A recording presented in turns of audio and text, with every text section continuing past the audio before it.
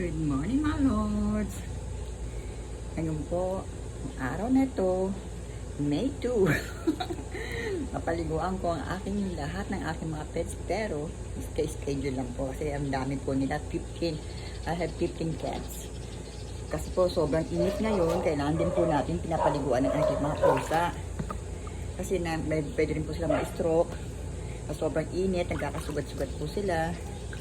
At nagkakaroon din po sila ng UTI sa sobrang init. Kaya kailangan lagi po natin silang naalagaan. Yan, kailangan tender loving care, TLC. Para po sa pagmamahal natin sa mga cats natin, para hindi po sila nagkakasakit. Pero mamaya po to sigurado habulan po to. Yung ibang cats po talagang takot sa tubig. Ginger. Yan. Dahil sa maaga pa, it's or 7 o'clock pala in the morning, lamig pa yung hangin. Kaya medyo takot pa sila sa tubig. Hindi natin siya ng shampoo. Yan. Para po maging presko po ang pakiramdam nila. Yan. Makikita ko. Mga love na love ko ito, mga alaga ko. Ito pong si Ginger ko. Ito po yung pang ilang cats ko na rin po ito. Pero 3 years old na po siya. Binigay po sa akin ito ng kapitbahay ko. British po ito, short hair. Yan.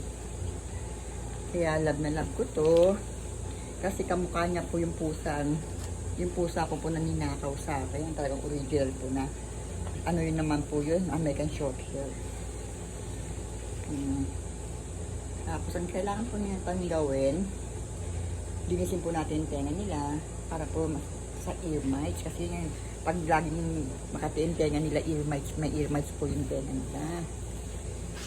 Yan. Kaya kailangan nililinis po rin natin yung kanilang tenga para mawala yung kati-kati.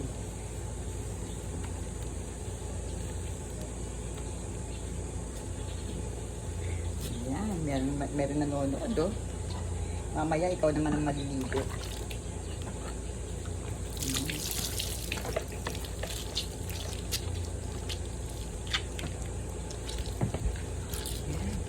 Malamig yung hangin kasi kaya sila tapos.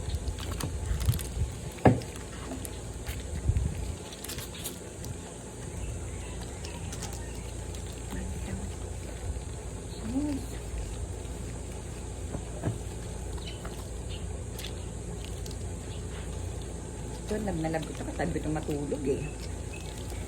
Katabi ko ito matulog, si Ginger.